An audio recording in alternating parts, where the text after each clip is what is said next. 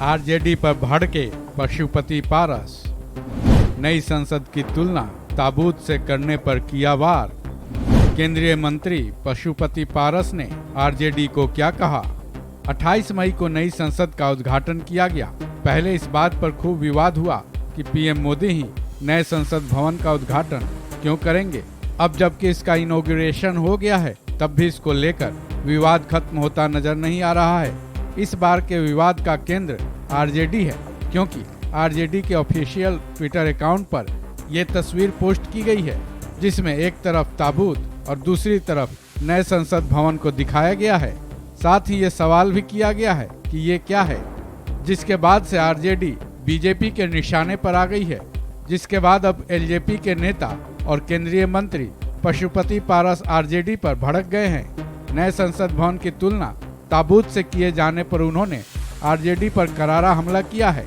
केंद्रीय मंत्री पशुपति पारस ने तो पूरी पार्टी की शिक्षा दीक्षा पर ही सवाल उठा दिए।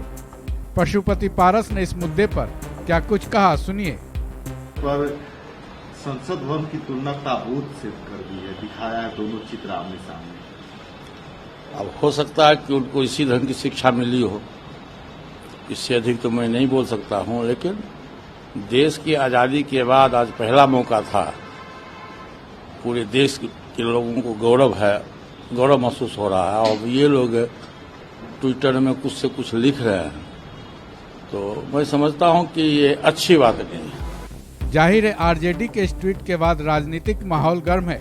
पशुपति पारस के पहले बीजेपी नेता और बिहार के पूर्व डिप्टी सीएम सुशील मोदी ने तो साफ तौर पर सवाल कर दिया कि विपक्षी पार्टियां नए संसद भवन का विरोध कर रहे हैं, तो क्या आरजेडी के सभी सांसद इस्तीफा दे देंगे। इतना ही नहीं, बीजेपी नेता दुष्यंत गौतम ने भी इस विवादित ट्वीट पर आरजेडी को जोरदार तरीके से घेरा था। उन्होंने कहा था कि इनका काम तो केवल मोदी जी का विरोध करना है। साथ ही ये सवाल भी पूछा था कि पहले संसद का आकार 0 था, तो क्या भारत पहले 0 की तरह धरातल पर जा रहा था।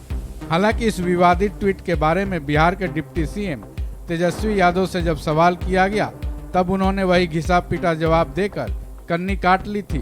उन्होंने कहा था कि अभी हमने नहीं देखा है। तेजस्वी यादव ने अपनी ये प्रतिक्रिया रविवार को दी थी, लेकिन अब जबकि इस घटना के घंटों बीत चुके हैं, तो क्या उनकी ये जिम्मेदारी नहीं बनती कि वो अपनी पार्टी की ऑफिशियल ट्विटर अकाउंट देखते और उस पर अपना बयान जारी करते।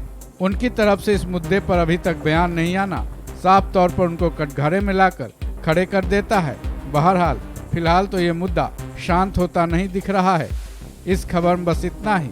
बाकी अपडेट्स के लिए जुड़े रहिए वन इंडिया हिंदी के साथ।